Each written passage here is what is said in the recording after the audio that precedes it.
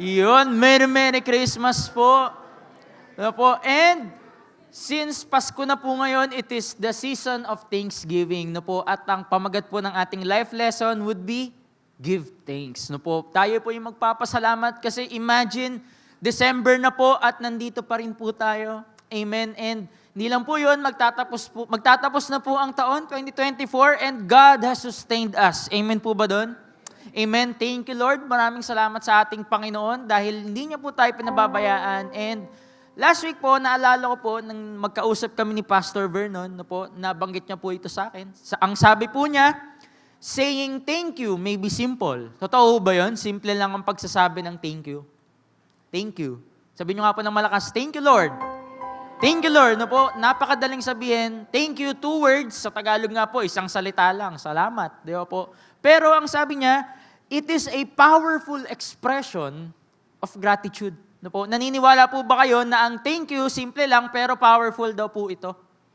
Yes, amen po, no? Ang thank you, napaka-powerful po niyan. No po? At matanong ko lang po kayo, ngayong araw po ba nakapag-thank you na kayo?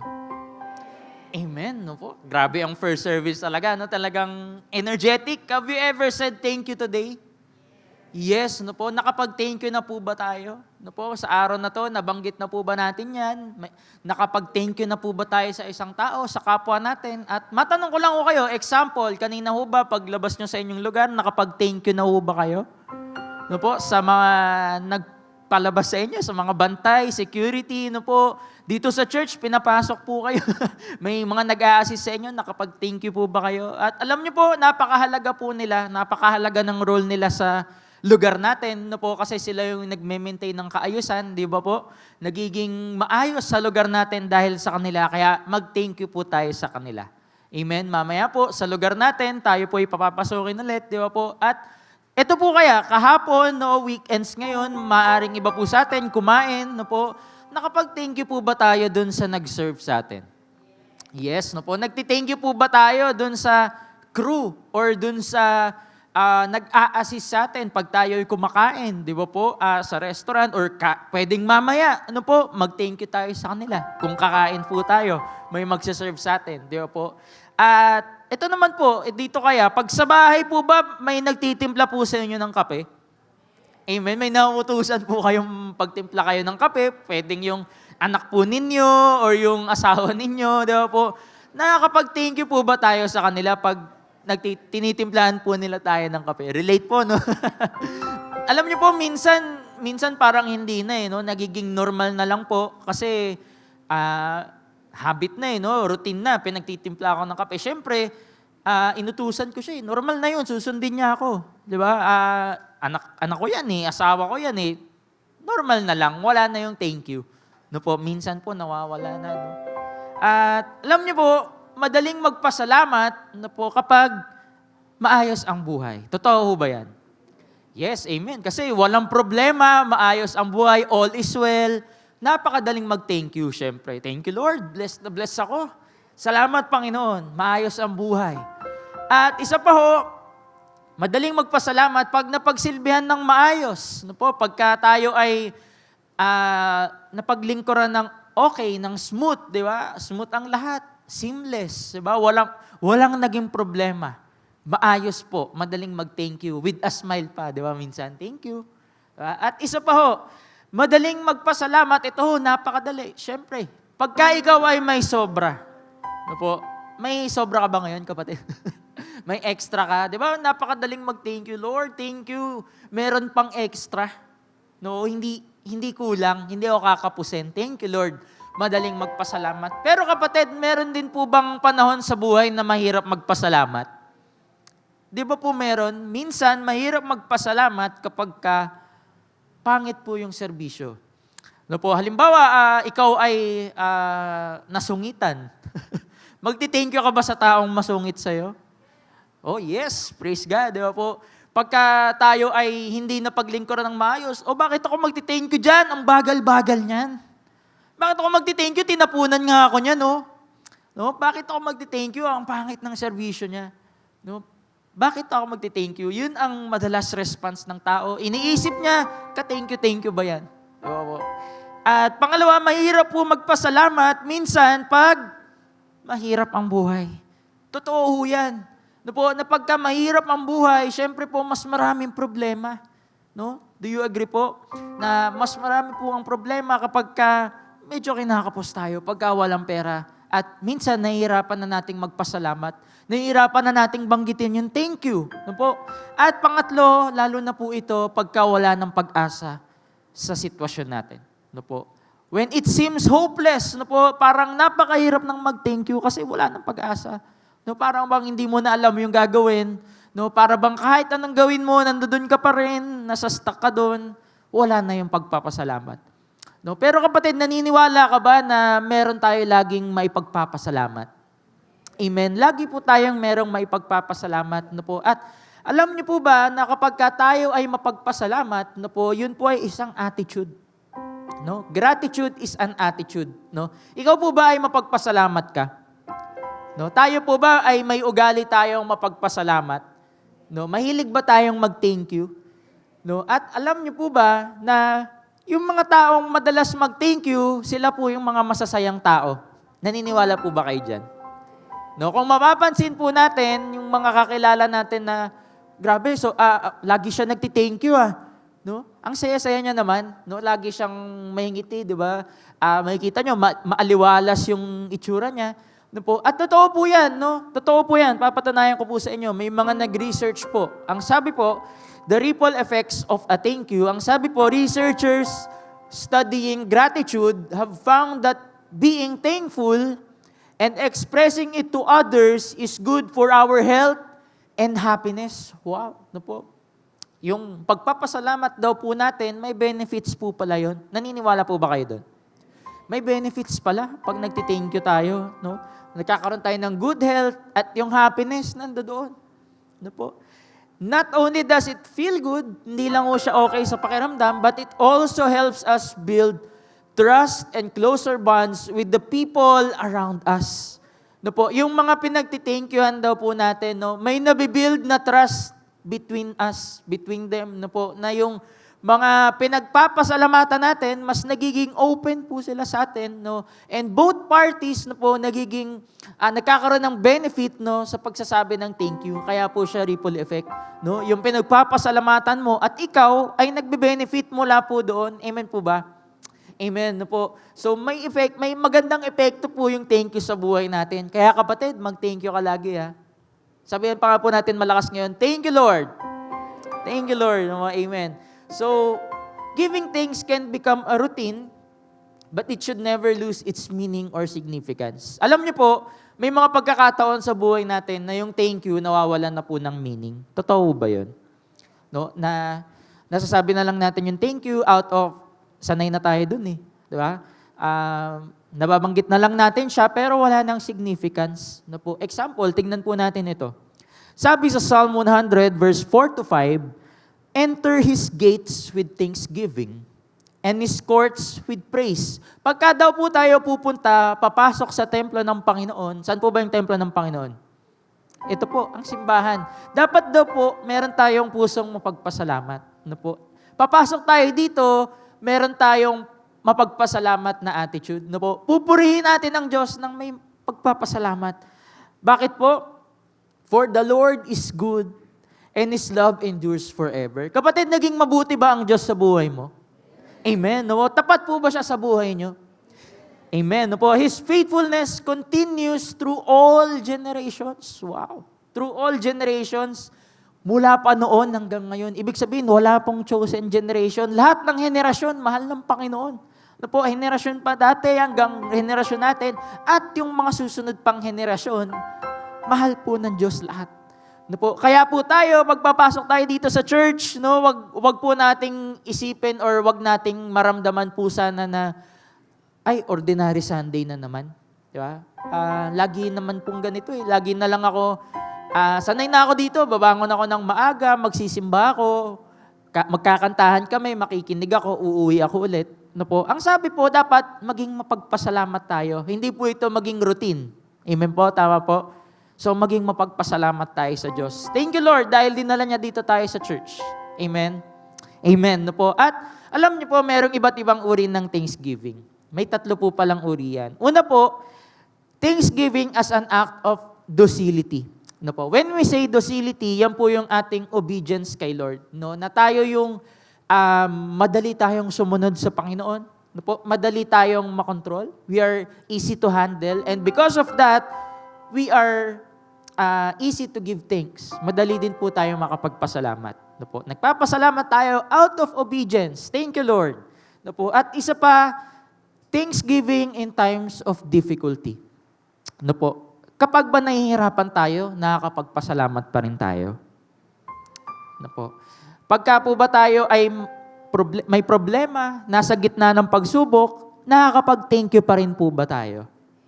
Amen. No po? So, thanksgiving in times of difficulty. Wow. Praise God po kung nakakapag-thank you pa rin tayo kahit na mahirap ang sitwasyon. No po? At ito pa isa. Thanksgiving in times of victory. Sino dito gusto ng victory? Amen. Po, sino dito pinagtagumpay na ng Diyos? Amen. Po, praise God. Thank you, Lord, dahil meron po tayong times of victory. No po. Pero minsan, kapatid, dito po sa victory ay nakakalimot pa rin tayo sa Diyos. No po. Na-experience nyo na po ba yun? No? Sobrang victory, sobrang celebration, pero nawala na pala ang Diyos doon. Nakakalimot.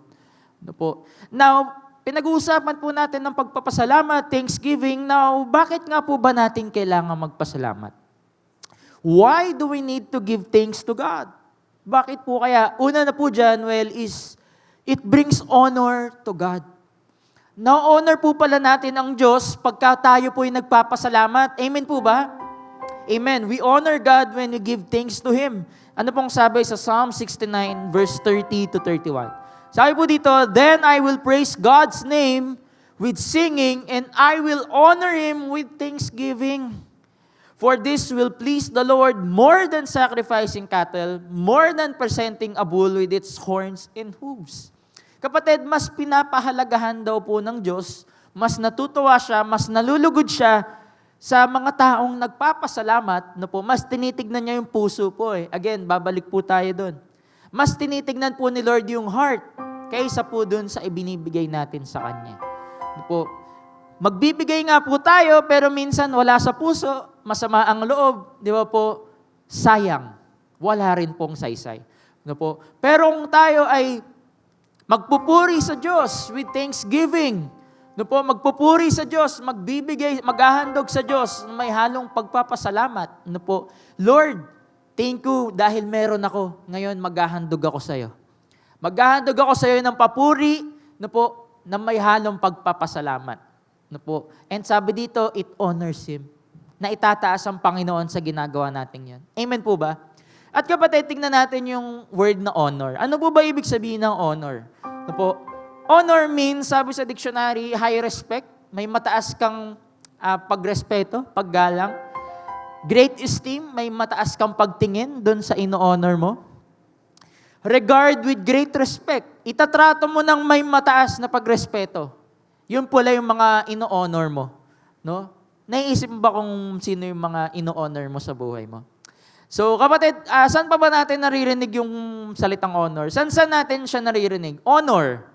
School. Yan, tama. Thank you. No? So sa school, tama, merong valedictorian, di ba po? May salutatorian, may mga first honor, second honor, third honor. Sino dito na-awardan po niyan sa school? Nung nasa school po kayo. Amen. No po? So, ako po, share ko lang, no? Katulad ng karamihan po. Wala po ako natanggap niyan. Ang natanggap ko lang na medal nung ako'y nasa school, Loyalty Award. Naka-receive po ba kayo nun? Loyalty Award. No? Loyalty, dahil ikaw ay nag-aral doon sa school na yon ng matagal na panahon. No? Pero kung iisipin, no, yung eskwelahan, pinaparangalan yung mga may magagandang performance sa school. Ino-honor yung mga estudyanteng may magandang performance. Ino-honor nila kahit yung loyal sa kanila. No? Kaya wag nyo nila lang yung loyalty award, di ba? So, ang school, kung iisipin, marunong sila mag-honor ng estudyante. No po? Honor. Diba po? At saan nyo pa naririnig yung honor bukod sa school? Honor. Saan po? Yan sa course. Saan pa po? Government. Yan. At isa pa po, sa military. No po, merong pinaparangalan na Medal of Honor. No po, ang bansa po natin, merong ibinibigay na ganyan sa isang sundalong ka-award-award yung ginawa niya. No po, Medal for Valor. Ito po si Staff Sergeant Cesar R. Barlas. No po, binigyan po siya ng Medal for Valor, in-honor po siya ng Pilipinas dahil ano pong sabi? For acts of conspicuous courage, gallantry, and intrepidity above and beyond the call of duty. Wow. Dahil ito pong taong to, he disregarded his safety for his calling, kapatid. Na isinawalang bahala niya yung safety niya. Bahala na ano mangyari sa akin, magawa ko lang yung mission ko. No? Magawa ko lang yung mission ko. No? Ma-accomplish ko lang yung anong dapat kong gawin, yung calling ko. No? He disregarded his safety. Ngayon siya po ay in-honor ng Pilipinas dahil po sa ginawa niya. Siya po ay namatay para sa bayan. Wow. Kaya niyo po bang gawin yun? Mahirap po di ba? That's why he deserves to be honored. Ano po? He deserves to be honored. So, ang honor, yan po binibigay sa mga taong ka-honor, and tignan po natin, balikan natin yung context ng binasa natin kanina, Psalm 69. Sabi po dyan, it is one of the imprecatory psalms where the psalmist, traditionally David, now, konting kaalaman lang po, no, pagka tayo nagbabasa sa Psalms, no po, madalas po iniisip natin si David yung nagsulat, tama po. Pero hindi po. Hindi po lahat ng Psalms ay sinulat ni David, no po. Pero karamihan po ay siyang nagsulat. Traditionally, it's David. Ang sabi po dyan, expresses deep distress. Ang sitwasyon niya daw po dun sa chapter na yon. Deep distress, calling out to God for deliverance from enemies and suffering. Kapatid, sitwasyon daw po niya dyan sa oras na yan ay siya po ay stress. Sino po dito ng stress sa buhay niya? Ang sitwasyon niya dyan ay hopeless, parang wala ng pag-asa. Sitwasyon niya dyan ay napaliligiran siya ng pagsubok, ng problema, pagdudusa, suffering, sabi dyan. At may mga kaaway pa siya, pambihira. No? Matindi ang kanyang sitwasyon na para bang hopeless, para bang wala ng pag-asa. No po? Pero, ang tanong, can I still give thanks even when the situation seems hopeless? Kapatid, pwede pa ba tayong magpasalamat kahit na para bang wala ng pag-asa? Sige po, tanong ko po sa inyo. Pwede pa po ba tayong magpasalamat kahit na para bang wala ng pag-asa? Yes or no? Amen. Yes. No po? We can still give thanks. No po, kahit na ano ang sitwasyon natin. No po, being thankful is not limited by our circumstances. No? Kahit anong sitwasyon mo, kapatid, kahit anong circumstance ang meron ka, kahit nasa ang area ka ng buhay mo, pwede kang mag-thank you. Totoo ba yun? Kasi po, sabi ko po kanina, nabanggit ko na po, meron at meron tayo laging maipagpapasalamat. No, kahit may problema kasi dito may problema, no po, wag na magtaas ng kamay, no po. May kanya-kanya tayong problema, pero kung titignan natin, kung isipin nating maigi, meron pa rin tayong pwedeng ipagpasalamat. Katulad po ng ano? No, katulad po ng buhay natin. Example na lang po 'yan. Buhay natin, meron tayong kasuotan, hindi tayo pinababayaan ng Diyos, may tahanan tayo, may kinakain tayo, no po, nasa church tayo, napakarami po. Yun nga lang hangin na hinihinga natin ngayon, di ba? Thank you, Lord. Meron po talaga eh. At sa Bible, meron pong dalawang tao na para bang nailagay sa hopeless situation pero nakapag-thank you pa rin. Kilala niyo po ba sila? Yes, si Paul and Silas po. Ano po ang nangyari sa kanila? Sila po ay nakulong. Pero ang nangyari po sa kanila, they are falsely accused. Ano po, tama po ba? They are falsely accused. Sila po ay naakusahan sa kasalanang hindi naman po nila ginawa. At ang masakla pa po dyan, nakulong po sila dahil sa pag-share ng salita ni Lord. Ano po? Nakulong po sila dahil ginagawa nila yung tungkulin nila, yung purpose nila. Ano po? At ano po kayang ginawa nila sa kulungan? Ano po? Ano po ang ginawa nila? About midnight, madaling araw, Paul and Silas were praying and singing hymns to God. And the other prisoners were listening to them. May mga nakikinig po. Ano po? May mga nakikinig sa kanila. Ano po? May mga nakikinig. And as they praise and sing, no po, ang sabi po dyan, their praise was a profound act of thanksgiving. No po, yung pagpupuri nila, yun po ang sumimbolo ng kanilang pagpapasalamat. Kapatid, kung ikaw yung malalagay sa sitwasyon nila, makakapagpasalamat ka pa ba? No po, as I study this, no, as I read this, na-imagine ko yung sarili ko nung, paano kung ako yung nandun? Paano kung ako yung nasa kulungan? Baka nga hindi ako makapag-thank you eh. No? Kung may isip ko, baka nga ang sama-sama ng loob ko sa panahon na yan. Kasi nakulong ako, hindi ko naman kasalanan yun. Baka nagmumukmuk ako dyan sa panahon na yan. Pero sila, kapatid, madaling araw, imbis na nagpapahinga, imbis na lalong nagmumukmuk, imbis na sila ay lalong magmukmok sa problema, lalong malungkot, sila po ay nagpuri pa sa Diyos. No? At naririnig sila, may mga nakakarinig sa kanila. No po, instead of wallowing in despair, imbis na lalo silang malungkot, lalo silang ma-depress dahil sa nangyari sa kanila, they turned it into thanksgiving. Pwede pala yun, kapatid.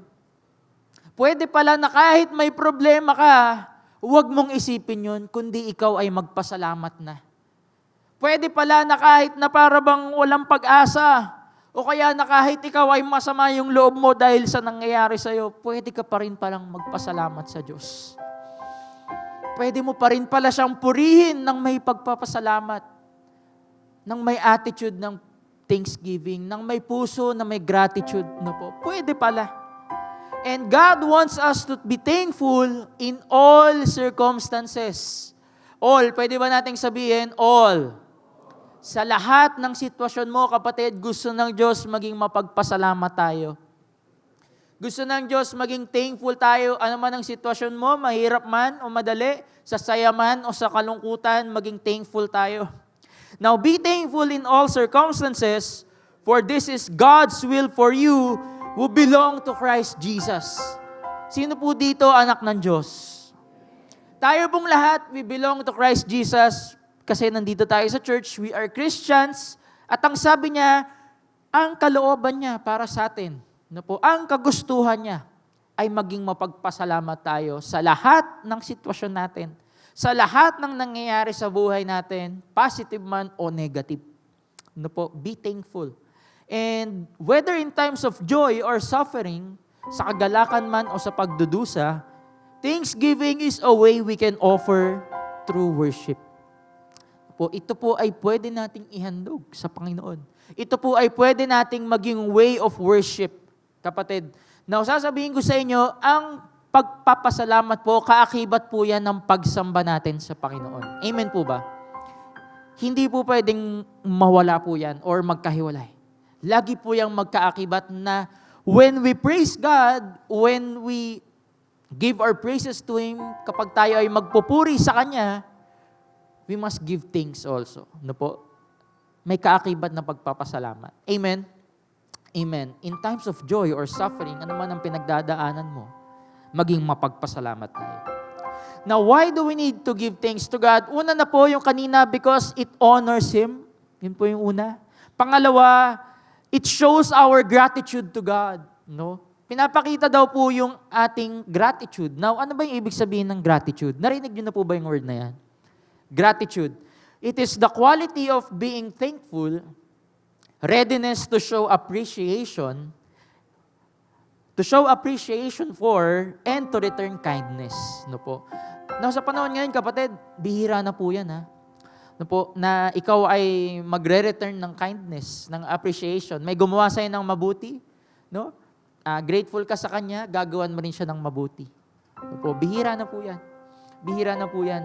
Now, appreciation is about seeing the value in something or someone. Kapatid, nakaka-appreciate pa ba tayo ng kapwa natin or kung anong meron tayo?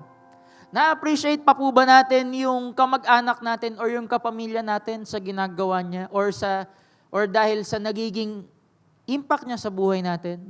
Na-appreciate pa po ba natin, nagti-thank you pa po ba tayo sa mga kaibigan natin? Sa mga kapatira natin, na-appreciate pa po ba natin sila? Kung yes, pwede bang yung katabi mo ngayon, pwede bang pasalamatan mo siya? Mag-thank you ka sa kanya, thank you, na-appreciate kita.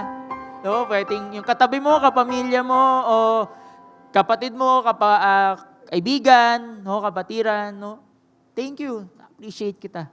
No po. So, it may be simple, again, pero napaka-powerful, di ba? Feeling na ikaw ay nag-thank you at napasalamatan, ang sarap po sa feeling. No po. So, bukod kay Lord, no, thank you Lord, thank you rin tayo sa kapwa natin. Na ma-appreciate din natin sila. Thank you. I appreciate you. Simple gesture po, no? Seeing the value, nakikita mo kasi yung halaga niya. Di ba na kung wala siya, mahirap, na yung value niya, mahalaga siya. No po? Kaya na-appreciate po natin. Di ba po? Now, may ipapakita rin po ako sa inyo, paano pag kayo po ay napunta dito, no? Paano pag ganyan yung office nyo? Wow. Di ba? Paano pagka dyan kayo in-assign, no? Ako, pambira, pag ako dyan, baka dyan natin ako tumira. Ang ganda po di ba? Malinis, di ba? Maayos, makakahinga ka ng maayos, at meron ka pang laptop po, di ba? Pambira. Ang ganda, modern. So, thank you Lord. Thank you. Boss, thank you dito mo ako nilagay. Ang ganda dito. Thank you po, di ba? Thank you Lord. Paano naman kung ganito, dito ka nilagay? Baka hindi thank you marinig sa'yo baka reklamo Boss, ano ba ito, boss? Yung computer ko, yung sinauna pa, paano ba ito gagana? Yung ang gulo-gulo, parang, di ka nga ata makaka-ano dyan Di ba? Kumbaga, yung pag-aayos pa lang, ubos na oras mo Paglilinis pa lang, ubos na oras. Di ba? Imbis na thank you, reklamo marinig. Tayo po kasi mga tao, ganun di ba? Madalas, una maririnig sa atin, reklamo, lalo na pagka nalagay tayo sa pangit na sitwasyon, di ba po? Reklamo agad. Paano kung imbis na magreklamo, mag-thank you po kaya tayo muna? No? Paano kasi, baka mamaya, inassign ka dyan kasi, di ba, baka mamaya, nag-uumpisa pa lang yung kumpanya, di ba? Ikaw yung kailangan nila para makatulong sa kanila. Di ba? Hindi mo ba na-appreciate yun? Hindi ba naging grateful ka doon na, boss, thank you sige, gagawin ko best ko, tutulungan kita. No, thank you. Yung iba nga, mga kapatid, walang trabaho Diba? Yung iba nga, walang computer di ba? Yung iba nga, walang matitirahan, di ba? Walang nakakain, di ba? Di ba pwedeng ma-appreciate natin kung ano yung meron tayo? Di ba pwedeng maging grateful, maging thankful tayo, kung ano man, saan man tayo nilagay ni Lord, di ba? Hindi po yung magrereklamo pa po tayo, no? So, gratitude, it is acknowledging the positive impact that something or someone has made in your life. No po? Na sa gitna ng mga negative sa buhay, alam niyo po, ang mundo po kasi na to, punong-puno na po ng negative.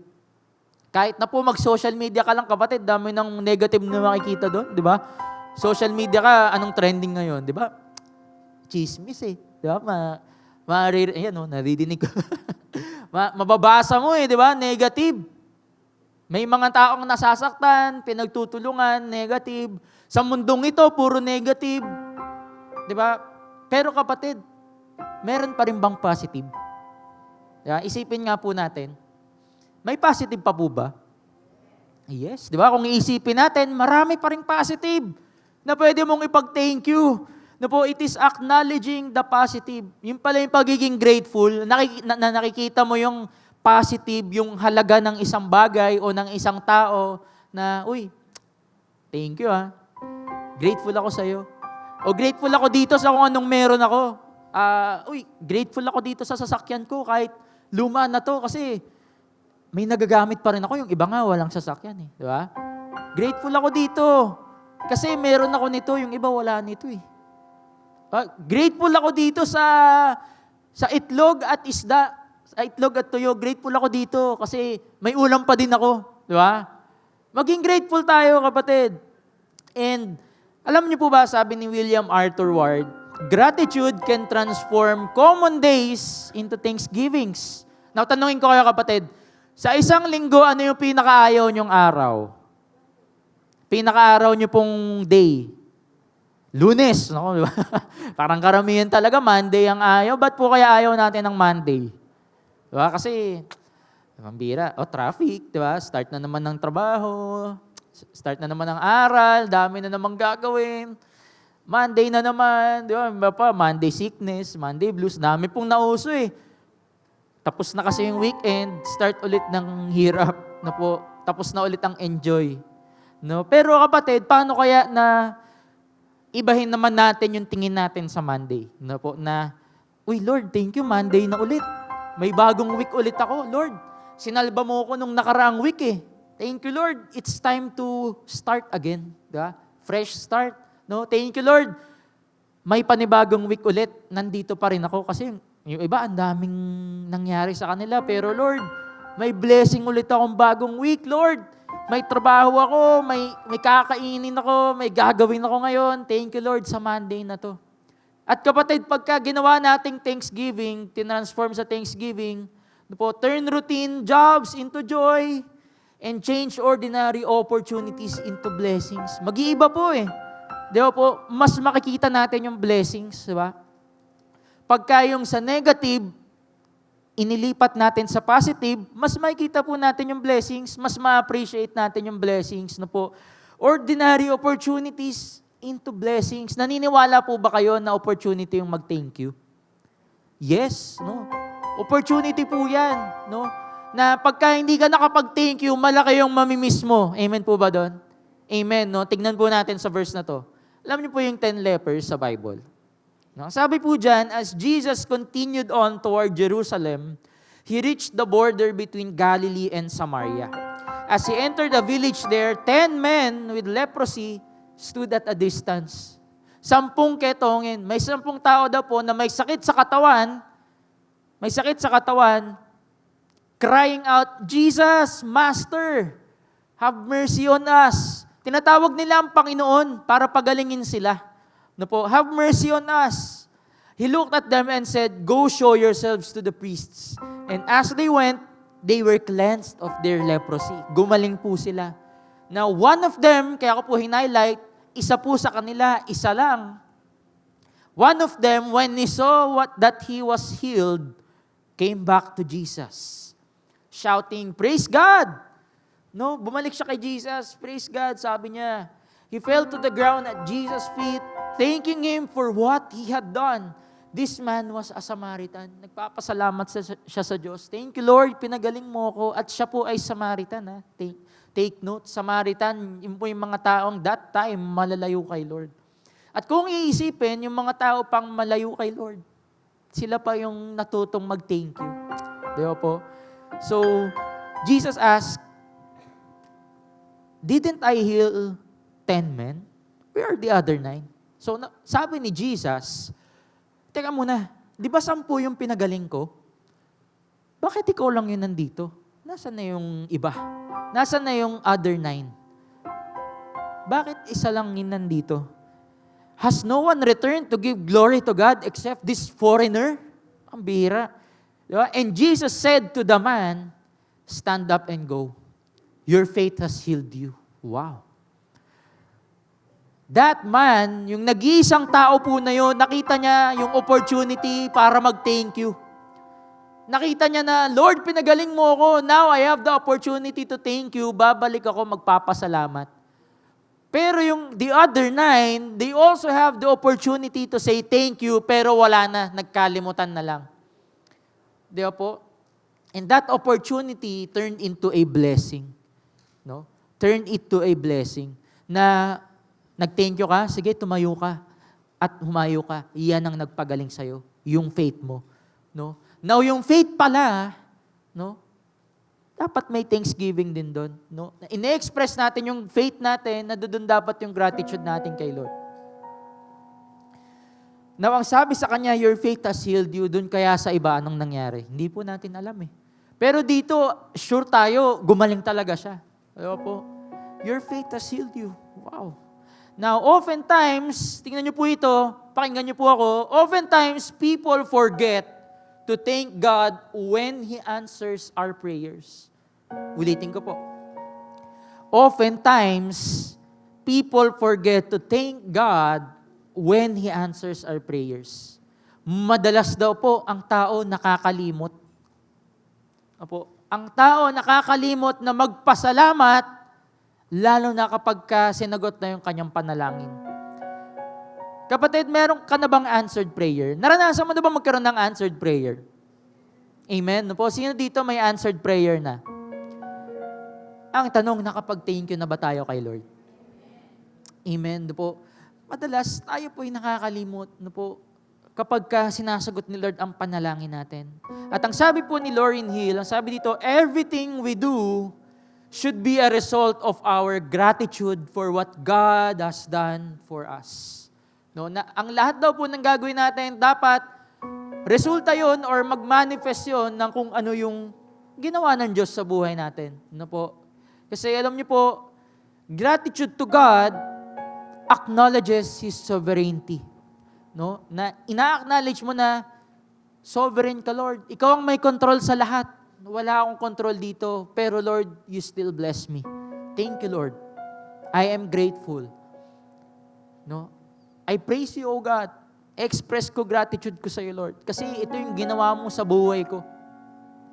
Na kahit wala akong control, Lord, binibless mo pa rin ako. Kaya ngayon, kung ano yung makokontrol kong gagawin ko. Hindi ako gagawa ng ayaw mo. Hindi ako gagawa ng masama. Hindi ako gagawa ng kasalanan. Kasi ayaw mo yun, Lord. Now, gratitude to God recognizes His provision. Lord, salamat po hindi ka nagkulang. Kapatid, nagkulang ba ang Diyos sa buhay mo? No. Sino po dito hindi pinababayaan ng Panginoon? Amen. No po? Gratitude to God recognizes His provision. Thank you, Lord, lagi ka nagpo-provide. Thank you, Lord, hindi ako nauubusan. No po? Thank you, Lord, laging may pagpapala, laging may blessing. Thank you, Lord. And gratitude to God leads us to worship. It leads us to worship. Ano po? Kaakibat ng pagsamba ang pagpapasalamat.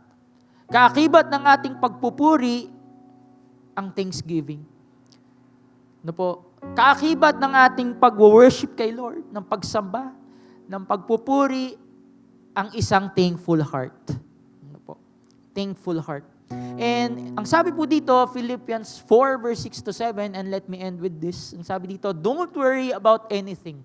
Kapatid, nagpunta ka ba dito sa church? Dumating ka ba dito, meron kang alalahanin? O meron kang iniisip? Merong laman ng iyong kalooban? Meron kang dinadamdam? May dala-dala ka ngayong kabigatan? Ang sabi po dyan, don't worry about anything. Instead, pray about everything. Ipag-pray mo, kapatid. Ipag-pray natin yan. Pag-pray mo ang lahat ng kailangan mo.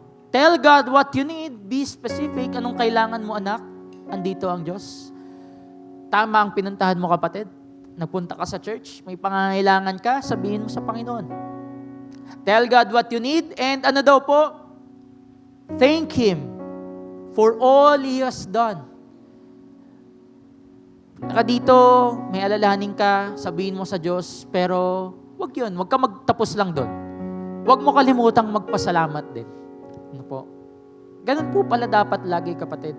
Wag nating kakalimutan magpasalamat. No? Wag nating kalimutan dahil yun ang napakahalaga. No po? Dahil yan po sinabi, okay lang po mag-pray, okay lang wag mag-alala, okay lang sabihin sa Diyos ang pangangailangan mo, pero hindi okay ang wag ka mag-thank you. No po? Dahil sabi po dyan, thank Him for all He has done. Bakit po? Ano pong sumunod dyan? Then you will experience God's peace. Sino po dito gusto ng peace sa buhay niya? Kapatid, hindi yan nabibili kong sansan. Wala po tayong makukuha niyan ng ganong kadali. Kay Lord lang po manggagaling yan. God's peace which exceeds anything we can understand. Hindi mo alam saan nanggagaling. Hindi mo alam saan mo makukuha. Wow, kay Lord lang po. His peace will guard your hearts and minds as you live in Christ Jesus. Tingnan niyo po yung nagagawa ng thank you. Wow, tingnan niyo po yung nagagawa ng pagpapasalamat. Bibigyan ka ng peace ni Lord. Magkakaroon ka ng peace sa magulong mundong ito. Would you imagine? That simple thank you, that thanksgiving can become peace within our hearts. Now, ang tanong po sa atin, paki-next na lang po. Are we grateful or forgetful? Kapatid, sa oras po ba na to, tayo po ay may pusong mapagpasalamat? or kalimutan na lang ang lahat? Thank you. No? Tayo po ba ay grateful or matapos tayong i-bless ni Lord, parang di na natin siya kilala? No? Parang wala na lang. Ano po? Are we grateful or who you, Lord? Dami kong blessing, oh. Nakalimutan na. Kalimutan na lang ang lahat. Ano po? Ganun po ba tayo? Now, sa oras na to, ayaw ko rin po maging forgetful. I would like to share to you my story, no po, of how God moved in my life, no po, kung paano po gumalaw ang Diyos sa buhay ko, no po. I would like to testify to you, no po. Ito pong last month, no po, nag-take po ako ng licensure exam, no po, at si Lord po, pinasa niya ako. No po, ako po ay nakapasa. Praise God, glory to God. Thank you, Lord, no po, thank you, Lord. At ang sinabi ko po habang ako ay nagre-review, Lord, ayaw kong ma-compromise, ayaw kong mawala yung pagsamba ko sa'yo. No po, at hindi naman po ako magaling, at sabi ko kay Lord, Lord, ayaw kong sacrifice itong pagsamba ko para lang dito sa achievement na ito. No po, at alam niyo po, by the grace of God, dahil po sa kabutihan niya sa buhay ko, out of 18,000 examinees, ilan po ang nakapasa? 6,000, at isinama ako ni Lord dun sa 6,000 na yun. Na po, grabe yung pabor ni Lord, grabe yung grace ni Lord sa buhay ko. Hindi po ako yun, naniniwala ko, ang Diyos po yun. Na po, dahil ang ipinagdasal ko po kay Lord, Lord, ang will nyo ang maganap. Ang will nyo ang mangyari, ang plano nyo po ang matupad, ano man ang mangyari, Lord, I will give thanks to you. And as a result, na po, ayaw kong kalimutan si Lord sa nangyaring ito. At kapatid, ikaw, may ginawa ba ang Diyos sa buhay mo ngayon? May ginawa ba ang Diyos sa buhay mo na dapat mong ipagpasalamat? Ano po? Na kay Lord dapat yung papuri, hindi sa atin. No? Now, I want you to think about that time. Gusto kong isipin nating lahat ngayon, kapatid. Ano ba yung maipagpapasalamat ko kay Lord? Ano ba yung maipagbibigay ko ng kapurihan sa Panginoon? No? When we think about His goodness, ayun po di ba? Yung kabutihan ni Lord, dun pa lang makaka-thank you na ako. Na Lord, kailanman hindi mo kami pinabayaan. Lord, kailanman yung kabutihan mo sa amin nandoon. Kailanman, Lord, hindi mo kami binigo, naging tapat ka. You have been faithful. Thank you, Lord. Kung iisipin natin, sige kapatid, isipin mo, Lord, ano ba yung prayer ko na sinagot mo? Napakarami po niyan. Ano ba yung blessing sa buhay ko? Napakarami po niyan. Ano ba yung may pagpapasalamat ko sa iyo, Lord? Napakarami po niyan. Whether small, whether big, malaki man o maliit. Kapatid, being thankful would never be small to God. Having a thankful heart, kapatid, na-appreciate ni Lord yan. Yan ang gusto ni Lord Di ba dyan po napiplease si Lord? Having a thankful heart, mas tinitignan niya ng Panginoon kaysa sa inaalay mo sa Kanya. No po? And right now, as we think of those thankful moments, as we have a thankful heart, pwede ko po ba kayong anayahang tumayo? At sambahin natin ang Diyos na buhay ng may halong pasasalamat. No po, thanksgiving is an act of worship. Let us worship God sa oras po na ito. Hallelujah. Can we all lift up our hands para sa Panginoon? Hallelujah. As we dwell in His presence, God. Hallelujah.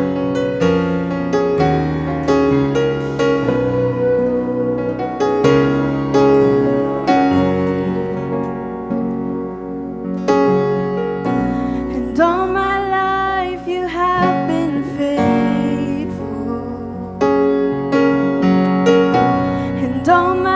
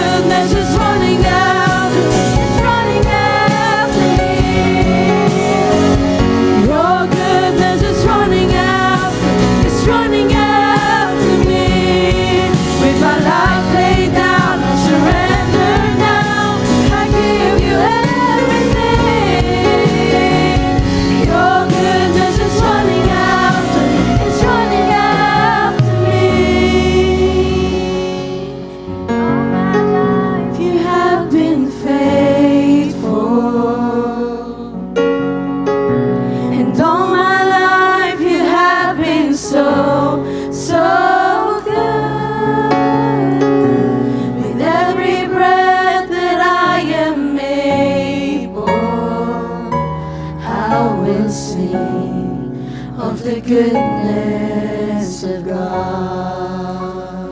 Amen, hallelujah. Sige po, patuloy nating sambahin ng Diyos. Hallelujah! Lord God, you deserve the praises, oh God.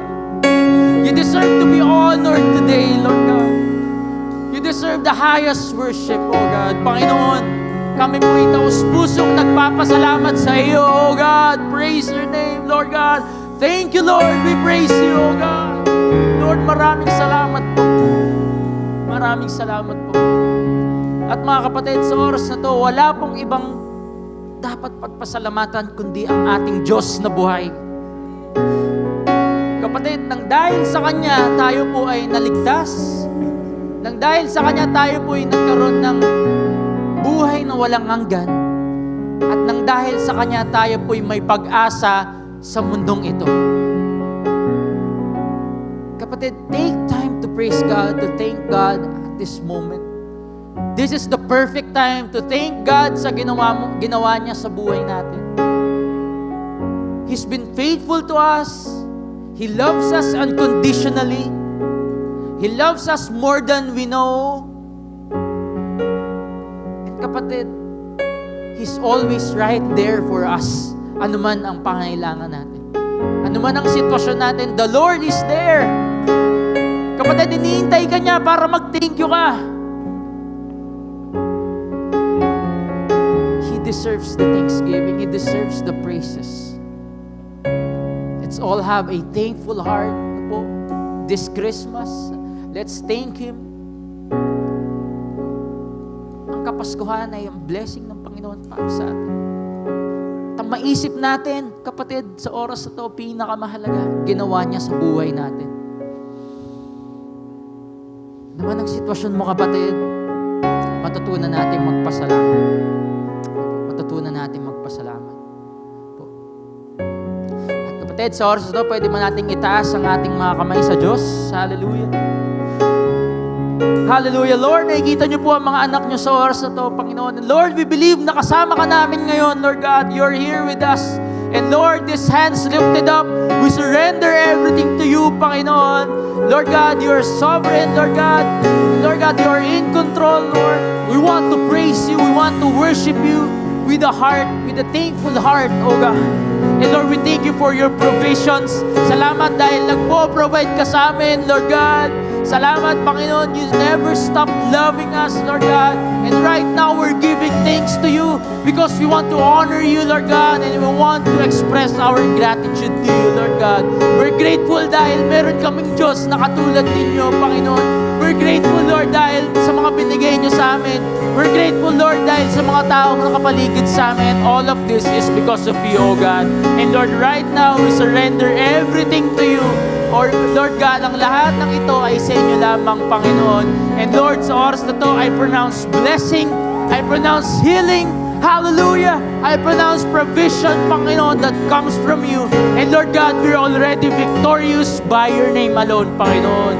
Lord, kami po ay matagumpay dahil sa inyong pangalan. Salamat po, Panginoon. Maraming salamat po. Thank you so much, Lord God, for everything. And Lord, itinataas namin ang lahat sa inyo. All of this we ask in the name of the Father, and of the Son, and of the Holy Spirit. Everybody shout, Amen and Amen.